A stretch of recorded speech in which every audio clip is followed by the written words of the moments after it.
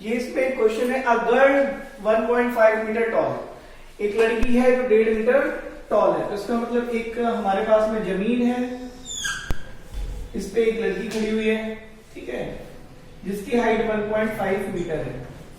फिर उसने बोला कि एक टॉल पैरेट है, parrot sitting on the top of the building of height 58। मान लेते हैं ये एक बिल्डिंग है और इस बिल्डिंग की जो हाइट है वो 58 है मीटर, ठीक है। From the ground and the angle of elevation of the parrot from the I of the girl. यहां पे मैं ध्यान देना है कि आई ऑफ द गर्ल, आई क्या होगी, ऊपर की तरफ होगी, तो आई जो है वो 1.5 मीटर ऊपर होगी, तो नया ट्रायंगल बनेगा। अगर हम इस लाइन को नहीं बनाएंगे तो आप देखोगे कि वो ट्रायंगल नहीं बन रहा है, एक दो क्वाड्रिलेटरल बन रहा है वहां पे, ठीक है ना। तो यहाँ पे हमारा क्या होगा, आई की वजह से हमें नीचे एक लाइन ड्रॉ करनी पड़ेगी और उसमें हमें बनाना पड़ेगा। तो अगर हम देखेंगे 58 तो टोटल है, तो अगर ये 1.5 है तो इसकी न्यू हाइट क्रिएट हो जाएगी, दैट इज 56.5 मीटर, ठीक है ना। आगे वो बोल रहा है from the I of the 60 degree, तो ये एंगल हमारा कितना बन रहा है, 60 डिग्री। आगे उसने बोला the parrot flies away horizontally. अब पैरेट है वो उड़ रहा है, हॉरिजॉन्टली का मतलब होता है कि इधर भी जा सकता है और इधर भी जा सकता है। भाई उड़ने की कोई दिशा तो दी नहीं गई है, वो उधर भी जा सकता है गर्ल की तरफ या फिर गर्ल से थोड़ा दूर भी जा सकता है।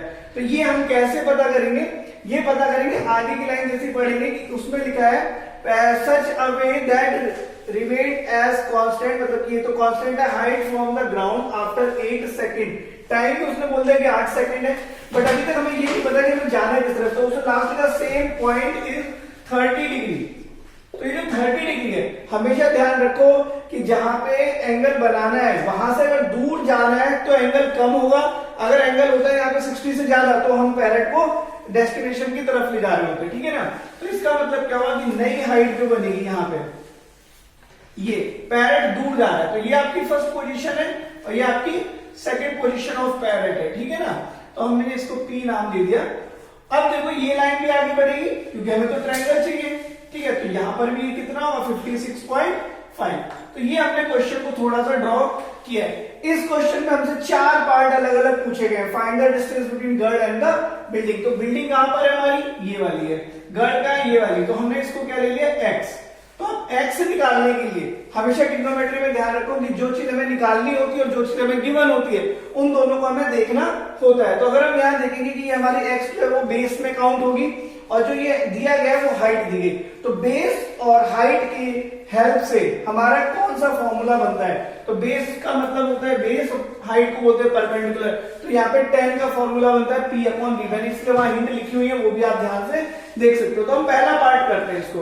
पहले पार्ट में हमने किया x निकालना है, तो हमें मालूम है कि tan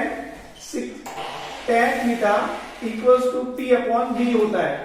तो tan एंगल थीटा होता है 60 डिग्री इक्वल्स टू P हमें कितना है 56.5, B कितना है x। tan 60 जो होता है वो कितना होता है √3 इक्वल्स टू 56.5 और अपॉन x। तो ये x इस साइड जाएगा, √3 इस साइड आएगा, तो x equal to 56.5 upon √3 metre. ये हमारा पहला आंसर आ गया। √3 की वैल्यू दे रखी है 1.73। अगर दे रखी होती वैल्यू तो हमें आगे इसके सॉल्व करना होता है, तो ये आप अपने आप कर लीजिएगा। यहां तक मैंने करके दिखा दिया। सेकंड वैल्यू जो है वो है find the distance of the first position of the parrot. अब first position of the parrot कौन सी है, ये वाली, और इसकी जो डिस्टेंस है वो निकालनी है गर्ल की आई से, गर्ल्स आई, ठीक है ना। तो गर्ल्स की आई कहां पर, ये वाली।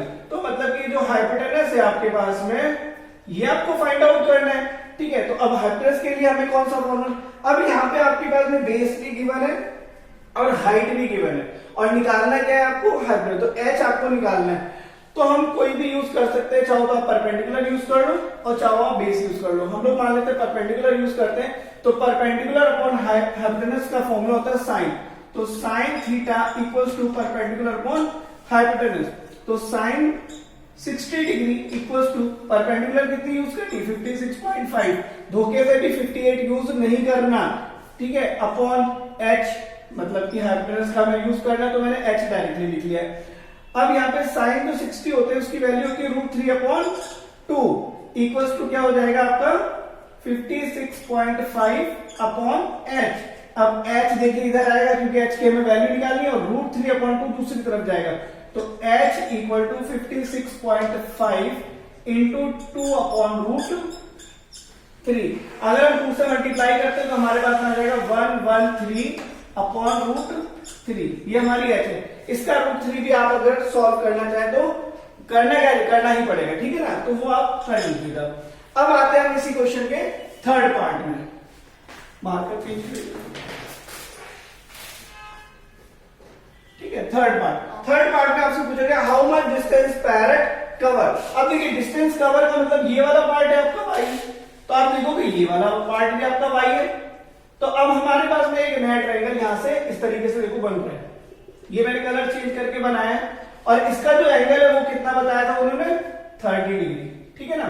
तो अब नए ट्रायंगल के हिसाब से फिर से देखेंगे, तो नया ट्रायंगल कुछ इस तरीके से हमारा बन रहा है। यहाँ पे हमारा 30 बन रहा है, ये हमारा 56.5 है। 56.5 क्यों ले रहे हैं, क्योंकि जो लड़की की हाइट है उसको हमें इग्नोर करना है और जो हमारा बेस है वहां पे हमारा x प्लस y आ जाएगा, जिसमें से x की जो वैल्यू है वो हम पहले वाले पार्ट में कर चुके हैं, 56.5/√3 हम निकाल चुके हैं वहां पर। अब इसमें हम लोग करते हैं, हम लोग क्या करें, थर्ड पार्ट में देखेंगे कि बेस जो है वो हमारी अधूरी है, फुल नहीं गिवन है, बट बेस का सहारा लेना पड़ेगा और हाइट है, तो हाइट का मतलब परपेंडिकुलर अपॉन बेस जब है तो फिर से tan का फॉर्मूला लगेगा, तो tan theta equal to P/B, ठीक है ना, परपेंडिकुलर अपॉन बेस। तो यहाँ पे tan 30 हो जाएगा क्योंकि नए वाले ट्रायंगल में 30 है और परपेंडिकुलर हमारा कितना है, ऑब्वियस सी बात है 56.5 है। बेस हमारा क्या है, बेस हमारा y प्लस x है। tan 30 की वैल्यू क्या होती है, 1/√3 equals to 56.5 upon y plus 56.5/√3। अब यहां पर भी क्रॉस मल्टीप्लाई होगा, तो क्रॉस मल्टीप्लाई होगा तो y प्लस 56.5/√3 इक्वल्स टू आपका जाएगा 56.5 इंटू √3। अब ये चीज जो एडिशन में साइड चेंज करेंगे तो नेगेटिव वैल्यू में बन जाएगी, तो आपका y इक्वल टू आ जाएगा 56.5 इंटू √3 और माइनस 56.5/√3। यहाँ पे हम एलसीएम का यूज करेंगे, मैंने यहाँ लिख दिया है, तो एलसीएम √3 है, तो √3 से √3 का जब मल्टीप्लाई होगा तो 3 बन जाएगा, तो 56.5 इंटू 3 माइनस 56.5 और पूरा आ जाएगा √3। अब आप देखो इन दोनों में से 56.5 कॉमन ले लो और 3 माइनस 1 रख लो और अपॉन √3, तो आपका आंसर आएगा 56.5 इंटू 2/√3। इसको जैसे आप मल्टीप्लाई करोगे तो आपका आंसर आएगा 113/√3, ठीक है। ये किसकी वैल्यू आई है हमारी, ये वैल्यू हमारी आई है y की। y क्या था, फर्स्ट पोजीशन ऑफ पैरेट से सेकंड पोजीशन ऑफ पैरेट है। अब इसका एक फोर्थ पार्ट है, find the speed of the parrot in 8 second. Find the speed of the parrot in 8 second. तो स्पीड कैसे निकालते हैं, स्पीड का फॉर्मूला हमारा होता है, मैं यहाँ पे फोर्थ पार्ट छोटा सा ही हम कर दे रहे हैं। स्पीड का फॉर्मूला क्या होता है हमारा, डिस्टेंस अपॉन में टाइम, डिस्टेंस अपॉन टाइम।